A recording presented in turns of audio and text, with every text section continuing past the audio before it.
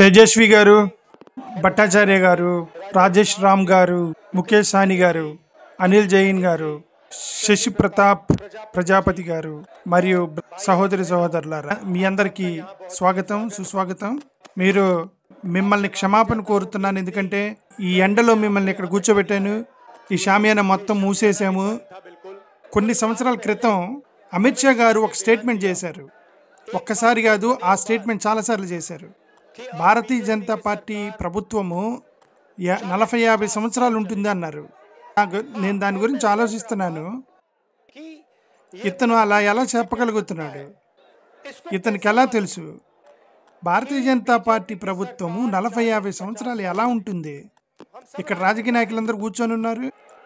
ప్రజలు ఏం చేస్తారు, ప్రజల మనసులో ఏముంది ప్రజలకు తెలుసు. కానీ ఇలాంటి స్టేట్మెంట్ ఇవ్వటం, మా ప్రభుత్వం 40-50 సంవత్సరాలు ఉంటుందని, ఇది చాలా కొత్తగా అనిపించింది. నేను దాని గురించి ఆలోచిస్తున్నాను. ఇతనికి ఎలా తెలుసు అని, 40-50 సంవత్సరాలు ప్రభుత్వం ఉంటుందని. ఇప్పుడు నిజం ఈ దేశ ప్రజల ముందుకు వచ్చింది. వాళ్ళు ఈ మాట ఎందుకు చెప్పగలుగుతున్నారంటే, వాళ్ళు ఓట్లు దొంగతనం చేస్తున్నారు. ఈ దొంగతనం వీళ్ళు ఇప్పుడు మొదలెట్టింది కాదు. నేను చాలా రోజుల నుంచి, ఒకరోజు వస్తుంది బయటికి. అది ఈ దొంగతనం సంవత్సరాల తరబడి జరుగుతుంది. ఈ దొంగతనం గుజరాత్లో మొదలెట్టారు మొట్టమొదట. ఆ తర్వాత 2014 తర్వాత నేషనల్ లెవెల్లోకి వచ్చింది ఆ దొంగతనం. ఆ తర్వాత వీళ్ళు కొద్ది కొద్దిగా స్ట్రాటజీలుగా వీళ్ళు రాష్ట్రాలను ఓడిస్తున్నారు. దీని తర్వాత నేను చెప్పాను, నా దగ్గర ఆధారాలు లేవు. ఎందుకంటే నేను సాధారణంగా ఇలాంటి స్టేజ్ మీద నేను అబద్ధం ఆడను. నేను ఏదైతే చెప్తానో అది మొత్తం నిజం. నా దగ్గర ఇన్ఫర్మేషన్ ఉంది. కాబట్టి నేను ఇప్పుడు, నాకు ఇది చాలా సంవత్సరాల నుంచి అనిపిస్తుంది. మీకు అనిపించి ఉంటుంది. నాకేమనిపించిందంటే ఏదో తేడా జరుగుతుంది. మనం రెస్పాన్సిబుల్ కలిగినటువంటి పొలిటీషియన్స్ని ఇంతవరకు మనకు ఆధారాలు దొరకలేదు. ఆధారాలు దొరికేంత వరకు నేనేం మాట్లాడను అనుకున్నాను దొంగతనం జరుగుతుందని. ఆ తర్వాత ఏం జరిగిందంటే, మహారాష్ట్ర,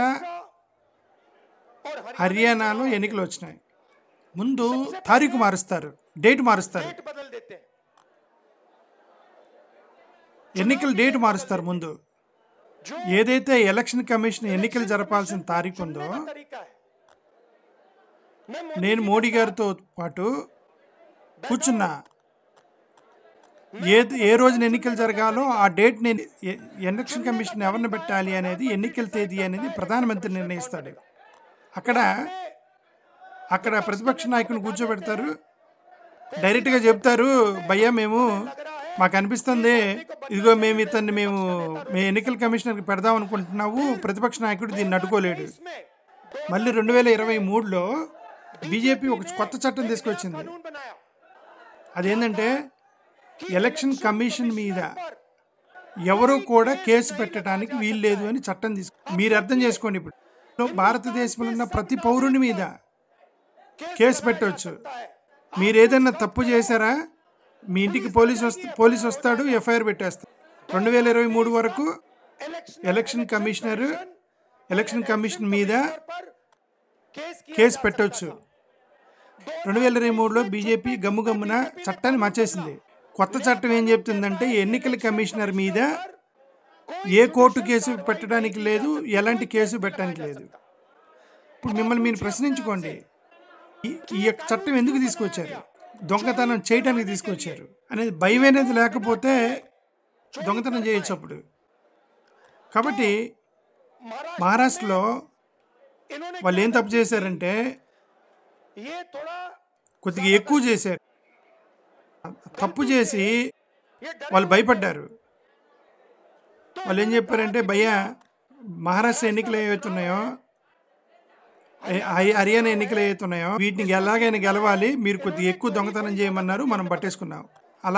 అలాగే మీ పర్సు నుండి రూ. 10 ఎవరన్నా దొంగతనం చేశారనుకోండి, మీకు తెలిసిపోయింది వెంటనే. కానీ ఒకరోజు మీ పర్సు నుంచి రూ. 1000 పోయినాయి. అప్పుడు అనిపించింది భయ్యా ఎవరో దొంగతనం చేస్తున్నారని. ఇదే జరిగింది హర్యానా, మహారాష్ట్రలో. మీరు మహారాష్ట్రలో వినండి. మహారాష్ట్ర లోక్సభలో మా పార్టీ గెలిచింది, స్వీప్ చేసింది. చాలా ఎక్కువ సీట్లు వచ్చాయి. మహారాష్ట్రలో మా కూటమి గెలిచింది. 4 నెలల తర్వాత మేము అక్కడ 3 పార్టీలు కలిసి ఉన్నాము. మహారాష్ట్రలో పెద్ద పెద్ద పార్టీలు కలిసి ఉన్నాయి, చాలా మంచి పార్టీలు. కాంగ్రెస్ పార్టీ, ఎన్సీపీ, శివసేన 3 పార్టీలు కలిసి ఉన్నాయి. 3 కలిసి వెళ్ళాము ఎన్నికలకి. 3కి 3 పోయినాయి. మాకు కేవలం 15 సీట్లు వచ్చినాయి. శివసేనకి మాకు మొత్తం ఒక 50 సీట్లు వచ్చినాయి. ఎన్సీపీ మొత్తం కలిపి 25-30 సీట్లు వచ్చినాయి. మాకు అప్పుడు అనిపించింది మాకేదో జరిగిందని. లోక్సభ తరువాత ఎలక్షన్ కమిషన్ లక్షలు, దాదాపుగా కనీసం 1 కోటి మంది కొత్త ఓటర్లని లిస్టులు వేసేసారు. కొత్త ఓటర్లని లిస్టులు వేశారు. ఎక్కడెక్కడైతే కొత్త ఓటర్లు వచ్చారో అక్కడ బీజేపీ గెలిచిపోయింది. మా ఓట్లు తగ్గలేదు. మాకేదైతే 100 ఓట్లు వచ్చాయో లోక్సభలో, ఆ విధానసభలో కూడా అదే 100 ఓట్లు. మాకు ఓట్లు తగ్గలేదు, కానీ బీజేపీకి పెరిగినాయి. ఎలా పెరిగినాయి అంటే కొత్త ఓటర్ల ద్వారా పెరిగినాయి. అప్పుడు మేము ఎలక్షన్ కమిషన్ అడిగాము, భయ్యా ఇది ఎలా జరిగింది చెప్పండి అని. ఎక్కడి నుంచి వచ్చాయి ఇవన్నీ, లిస్ట్ ఇయ్యి అంటే ఎలక్షన్ కమిషన్ మేము ఇయ్యమంది. మేము ఇయ్యం, ఏం చేసుకుంటావు చేసుకో అన్నారు. ఆ తర్వాత మేమేం చేసామంటే, వీడియోగ్రాఫిక్స్ అనే ఒక చట్టం ఉంది. పోలింగ్ బూత్లో అక్కడ సీసీ కెమెరాలు పెడతారా, మీరు చూశారు కదా. మేమేమనుకున్నామంటే, సరే లిస్ట్ ఎట్లా ఇవ్వట్లేదు కదా, ఆ వీడియో ఫుటేజ్లు ఇవ్వమన్నాం. మేము చూద్దాం అనుకుంటున్నాం ఎంతమంది ఓటేశారు, ఎప్పుడు వేశారు. వాళ్ళు చెప్తారు మేము ఇవ్వమన్నారు. ఆ తర్వాత వాళ్ళు చట్టం మార్చేశారు. అది చెప్పారు 45 రోజుల లోపల వీడియోగ్రఫీలు మొత్తం రద్దు చేసేసి మొత్తం నాశనం చేస్తామని చెప్పారు. మహారాష్ట్రలో మేము పట్టుకున్నాము, హర్యానాలో కూడా ఇదే జరిగింది. తర్వాత మేమేం చేసామంటే, మేము కాంగ్రెస్ పార్టీకి మా ప్రజలు ఎవరైతే ఉన్నారో వాళ్ళకి చెప్పి ఓ పని చేయండి, కర్ణాటకలో 1 సీట్లో వెళ్ళి ఏం జరిగింది అనేది జాగ్రత్తగా స్టడీ చేయమన్నా. అప్పుడు బెంగళూరు సెంట్రల్ సీట్లు మేము తీసుకున్నాము. దాంట్లో 1 అసెంబ్లీ సీట్లో మేము పని మొదలెట్టాము. పేపర్ లిస్ట్ ఉంది మా దగ్గర. అంత ఎత్తునటువంటి పేపర్లు ఉన్నాయి, అంత ఎత్తున ఉన్నాయి పేపర్లు. 200-300 కిలోల పేపర్లు అవి. లిస్ట్ చేసాము ఆ పేపర్. వాటిని ఏం చేయాలి, మీ పేరేంటి, అతన్ని ఏం చేయాల్సి వచ్చిందంటే, మేము మహమ్మద్ అఖ్తర్ ముఖాన్ని లక్షల ఓటు పేపర్లతోటి మేము మ్యాచ్ చేయాల్సి వచ్చింది. అంటే అర్థం, ఒక అతని ఫోటో తీసుకొని అన్ని ఫోటోలకి ఇట్లా జాగ్రత్తగా చూడాల్సి వచ్చింది. ఇతని పేరు తీసుకొని అన్ని పేర్లకి మ్యాచ్ చేయాల్సి వచ్చింది. ఇతని అడ్రస్ తీసుకొని అన్ని అడ్రస్లు వెరిఫై చేయాల్సింది. 6 నెలలు పెట్టింది. 30-40 మంది 15-16 గంటలు పనిచేసిన తర్వాత మాకు తెలిసింది ఏంటంటే, మాధవపూర్ అసెంబ్లీలో 1,00,000 ఫేక్ ఓటర్లు ఉన్నాయి. ఏ ఓటర్, ఒక ఓటర్ 4-5 సార్లు వస్తుంది. ఈ బూత్లో వస్తుంది, ఈ బూత్లో వస్తుంది, ఈ బూత్లో వస్తుంది, ఆ బూత్లో వస్తుంది. చిన్న ఇల్లు, చిన్న సింగిల్ బెడ్రూము, దాంట్లో 80-90 మంది. మేము అప్పుడు మా వ్యక్తిని పంపించాము. ఆ ఇంట్లో నిజంగా 80-90 మంది ఉంటున్నారా చూడమని పంపించాము. వాళ్ళు చెప్పారు ఇక్కడ ఎవరు ఉండరు, ఇక్కడ కేవలం 4 మాత్రమే ఉన్నారని చెప్పి. 1,00,000 కొత్త ఓటర్లు ఈ యొక్క అసెంబ్లీ సీట్లో యాడ్ చేశారు. మీరేనండి, ఇప్పుడు ఒకవేళ మీరు అసెంబ్లీ సీట్ని తీసేస్తే, బెంగళూరు సెంట్రల్లో 7 అసెంబ్లీ సీట్లు ఉన్నాయి. ఆ అసెంబ్లీ సీట్ను వదిలేయి 6 మేము కాంగ్రెస్ పార్టీకి గెలిచి ఉండేది. ఆ యొక్క అసెంబ్లీ సీట్ని యాడ్ చేస్తే ఆ 1,00,000 ఓటర్లు ఏదైతే ఉన్నారో యాడ్ చేయటం వల్ల అన్ని సీట్లు బీజేపీ గెలిచింది. బీజేపీ లోక్సభ సీటు గెలిచింది. మేము అప్పుడు ప్రెస్ కాన్ఫరెన్స్ పెట్టాము, దేశ ప్రజల ముందు పెట్టాము. పాలకు పాలు నీళ్ళకి నీళ్ళు అయిపోయినాయి. మీరు గుర్తుపెట్టుకోండి, బీజేపీకి సంబంధించిన ఒక్క నాయకుడు కూడా చాలా క్యాజువల్గా ప్రతి దాని మీద కామెంట్ చేస్తారు. నా నా కాన్ఫరెన్స్ మీద ఒక్క బీజేపీ నాయకుడు కూడా ఒక్క స్టేట్మెంట్ కూడా ఇవ్వలే. మోదీజీ గారు ఒక్క మాట మాట్లాడలేదు, అమిత్ షా గారు ఒక్క మాట మాట్లాడలేదు. దొంగను పట్టుకున్నప్పుడు దొంగ సైలెంట్ అయిపోతాడు. అప్పుడు పోలీసులు అడుగుతారు అన్ని ఏం చేసేవని, వాడు సైలెంట్గా ఉంటాడు, ఏం చెప్పడు. ఎందుకంటే వాడికి తెలుసు వాడు పట్టుబడ్డాడని, దొరికిపోయానని. ఇదే జరిగింది. ఇప్పుడు ఓటుకి అర్థం ఏంటి? ఓకే బ్రదర్, బీజేపీ ఓటు తీసుకుంది, ఓటు పెంచుకుంది.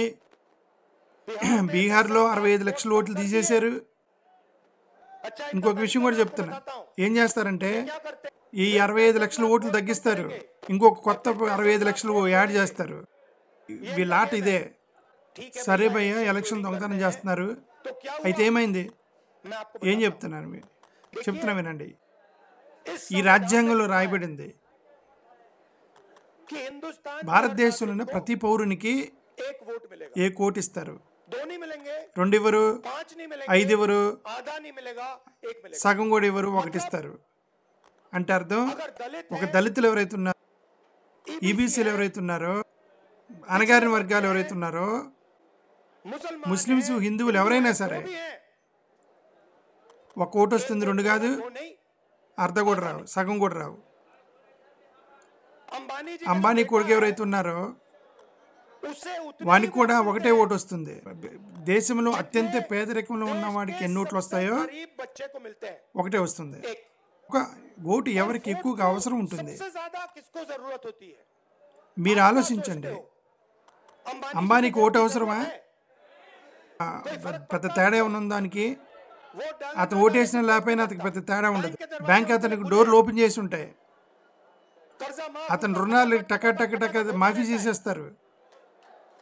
వాళ్ళ పిల్లలు చెప్తారు, భయ్యా మేము వ్యాపారం చేసుకోవాలి, మేము ఎట్లాంటి వ్యాపారం చేసుకుంటాం. కానీ ఓటు ఎవరికి కావాలి? ఓటు భారతదేశంలో ఉన్న పేదవాళ్ళకి అవసరం. ఎందుకంటే ఇది లేకుండా మీకు ఎలాంటి అధికారం లేదు. స్వతంత్రానికి ముందు మీకెవరికి ఓటు లేదు, ఎవరికి అధికారం లేదు. దళితులకు చెప్పేవాళ్ళు, భయ్యా మీరు మమ్మల్ని ముట్టుకోకూడదు అనేవాళ్ళు. మీరు ఇక్కడ కనీసం మీ ముఖం కూడా చూపించలేరు. ఇక్కడ వాళ్ళకి చెప్పేవాళ్ళు, మీకు ఇక్కడ ప్లేస్ లేదనేవాళ్ళు. ప్రభుత్వంలో ప్లేస్ లేదు, మీకు సిస్టంలో మీకు ప్లేస్ లేదు. ఈ మొత్తానికి మొత్తం ఏది వచ్చాయో ఇవన్నీ కూడా స్వతంత్రం తర్వాత వచ్చాయి,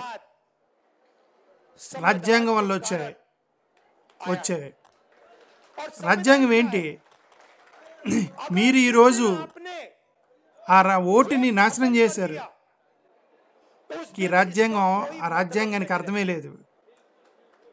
దీనిలో ఏదైతే శక్తి ఉందో, ఇది పుస్తకం కాదు, ఇది భారతదేశం యొక్క శక్తి, ఇది భారతదేశ ఆత్మశక్తి. ఇది శక్తి ఎక్కడి నుంచి వస్తుందంటే ఓటు నుంచి వస్తుంది. ఓటు తీసేశారు, ఇక్కడ ఏమైతే రాశారో దాని అర్థం లేదు. దీని శక్తి లేదు, పవర్ లేదు, దమ్ము లేదు. దీంట్లో దమ్ము ఓటు నుంచి వస్తాయి. మోడీ గారు ముందే చెప్పారు, గుర్తుపెట్టుకోండి, ఈ ఆర్ఎస్ఎస్ ప్రజలైతే ఎవరున్నారో జాతీయ వందనం చేసేవాళ్ళు కాదు. ఇప్పుడు కూడా నిలబడి ఊరికి అంటారే తప్ప హృదయంలో ఏదో ఒకటి వేరేది ఏదో ఉండిద్ది వాళ్ళకి. వాళ్ళకి తెలుసు ఈ పుస్తకం ఏదైతే ఉందో ఇది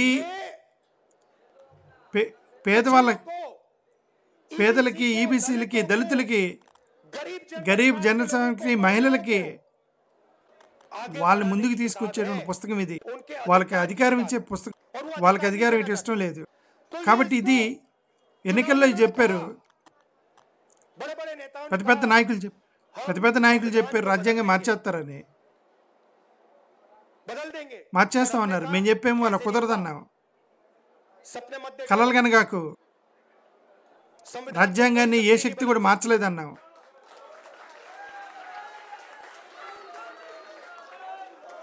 మాకు ఈ విషయం తెలీదు, శక్తి ఉంది కానీ మా దగ్గర ఆధారాలు లేవు. ఇది దీన్ని నాశనం చేసేవాళ్ళే. ఎందుకంటే ఓటు దొంగతనం చేస్తున్నారు. మేము ఇక్కడికి వచ్చి నేను ప్రసంగం ఇస్తున్నా. నేను మీకేం చెప్పదలుచుకున్నానంటే తేజస్విని చెప్పినట్టే, అంబేద్కర్ కళ, గాంధీ కళ, ఠాకూర్ కళ మొత్తం ఒకటే. కానీ మీకు ఓటు అనేది లేకపోతే దీని అన్నిటికీ అర్థం లేదు. మేము ఎంత ప్రసంగం అన్నా ఇవ్వని, మేమేం చేయలేము ఓటు అనేది లేకపోతే.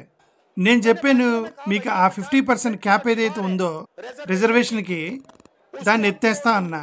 మనకు ఓట్లు లేకుండా అది నేను చేయలేను. నేను దాన్ని ఏం చేయలేను. నేను ప్రసంగం ఇచ్చుకుంటూ పోగలను అంతే. ఓటు పోతా ఉన్నప్పుడు, ఆర్ఎస్ఎస్ కంట్రోల్లో భారతదేశం మొత్తం ఉన్నప్పుడు అభివృద్ధి అవ్వదు. ఏదైతే అభివృద్ధి జరగాలో అది జరగదు. కాబట్టి నేను ఓటర్ అధికార యాత్ర మొదలెట్టాను. మీరేం ఆలోచిస్తున్నారు? ఒకసారి ఓటు పోయింది, ఆ తర్వాత రేషన్ కార్డు పోతుంది, ఆ తర్వాత మీ వాక్ స్వాతంత్రం పోతుంది, ఆ తర్వాత మీ భూములు పోతాయి, ఆ తర్వాత అదానీ వస్తాడు, అంబానీ వస్తాడు, ఆ తర్వాత మీ రైతుల భూములను తీసేసుకుంటారు. రైతులు పోరాడను కూడా పోరాడలేరు. ఎందుకు రైతులు పోరాడుతున్నారంటే ఇది దీనివల్ల. అప్పుడు రైతులు ఏం చెప్తారంటే, భయ్యా నువ్వు కనుక నా భూమి తీసుకున్నావంటే ఇది చూడు ఎన్నికల్లో చూసుకుంటానని చెప్తారు. అసలు ఇదే లేకపోతే రైతులు ఏం చేయలేరు, లేబర్ ఏం చేయలేరు. ధరలు మొత్తం పెరిగిపోతాయి.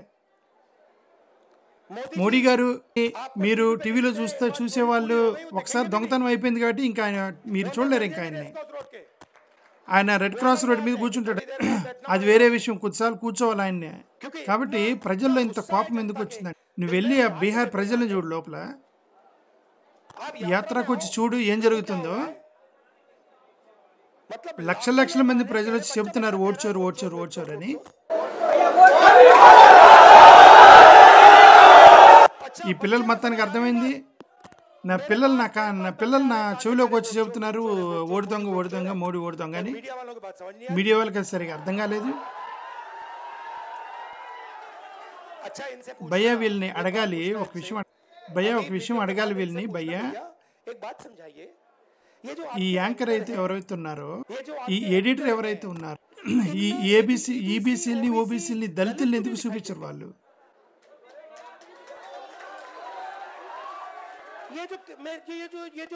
పెద్ద పెద్ద రిపోర్టర్లు ఉన్నారు, టాక్ షోలు చేస్తారు, డిబేట్లు చేస్తారు. వాళ్ళని అడగండి, ఉన్న 90% మంది ప్రజల్ని ఎందుకు చూపించవని. ఒక దళితుడు ఉన్నాడు, ఒక ఓబీసీ ఉన్నాడు, ఒక్క బ్యాక్వర్డ్ క్యాస్ట్ ఉన్నాడు. ఎవరు ఉండరు, పోయి అడుగు, ఒక్కడు కూడా ఉండడు. ఇది మీ శబ్దం కాదు భయ్యా, ఇది గుర్తుపెట్టుకోండి. ఇది నరేంద్ర మోడీ యొక్క వాయిస్. అది వీళ్ళ తప్పేం లేదు, వీళ్ళు ఓని జీతం తీసుకునే వాళ్ళు అంతే. వాళ్ళ పిల్లలు స్కూల్కి పంపించాలి, వాళ్ళు తప్పలేదు. వాళ్ళకి ఉద్యోగం ఇచ్చిన వనరుల గురించి మాట్లాడుతున్నాను. పాపం వీళ్ళ మీద మీరు కోపడకాకండి. కాబట్టి చూడండి, నేను మీకు చెప్తున్నాను, నేను చాలా ప్రేమగా మాట్లాడుతున్నాను. నేను చిన్నప్పటి నుంచి కూడా అంతే. కానీ నేను ఎప్పుడైనా ఒకసారి అనుకున్నానంటే ఇది చెయ్యాలి అని, అంతే అయిపోయింది, నేను చేసి తీరుతా. నేను మీకు చెప్తున్నాను, నేను ఎప్పుడు కూడా సగం పని చేయను. నేను చెప్పాను, కొన్ని భూముల్ని కనుక తీసేసుకున్నట్టయితే, చాలా పురాతనమైనటువంటి కాంగ్రెస్ పార్టీ ఉంది ఇక్కడ, దాన్ని మీరు ఏం చేసుకుంటారో చేసుకోండి, ఏం జరిగితే జరిగిద్ది, నేనైతే చేస్తామని అనుకున్నాను. నేను మీకు చెప్పదలుచుకుంది ఏంటంటే, ఒక విషయం మీరు అర్థం చేసుకోండి. ఏంటంటే ఈ 80% మంది ఎవరైతే ఉన్నారో వాళ్ళల్లో 50% ప్రజలు ఎవరైతే ఉన్నారో వాళ్ళందరూ బీసీల కిందకు వస్తారు. ఏదైతే ఈబీసీ ఉందో ఓబీసీ కూడా ఉంది. దాదాపుగా 15% దళితులు ఉన్నారు, వాళ్ళల్లో మా దళితులు కూడా ఉన్నారు. కనీసం 15% మైనారిటీస్ ఉన్నారు. నేను బీహార్ గురించి మాట్లాడలేదు, దేశం గురించి మాట్లాడుతున్నా. మరియు ఆదివాసీలు దాదాపుగా 9% ఉంటారు. మొత్తాన్ని కలిపితే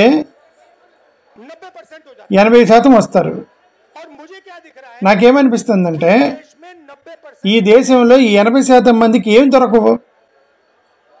మీరు చూస్తూ ఉంటారు.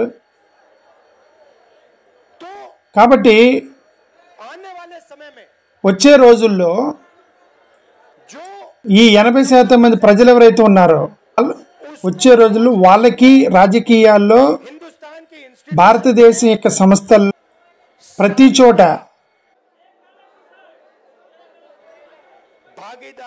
వాళ్ళకు కూడా భాగస్వామ్యం దొరుకుతుంది.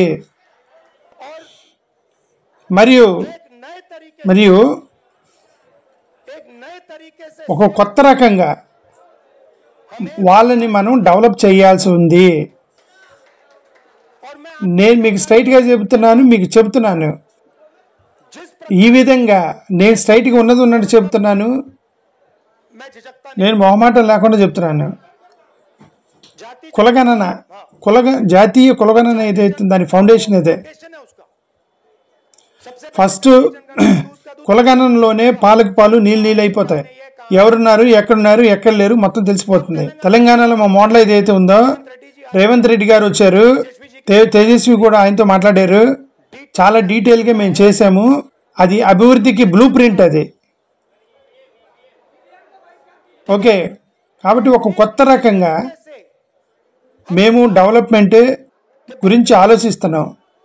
వీళ్ళందరూ ఎవరైతే ఉన్నారో వాళ్ళందరికీ ఈ దేశం మంది, దేశం యొక్క సంస్థల్లో మన ప్రజలు ఉండాలి. అప్పుడే మనకు మజా వస్తుంది. ఈ యొక్క మార్పుని తీసుకొస్తాం. టైం పట్టిద్ది, ఎందుకంటే ఓట్లు దొంగతనం చేస్తున్నారు. నేను మళ్ళీ మీకు చెప్తున్నాను, ఈ రోజు అనేది వస్తుంది చూడండి.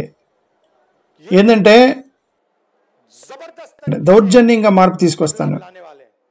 వ్యక్తిని మీరు ఇవ్వండి. మీరు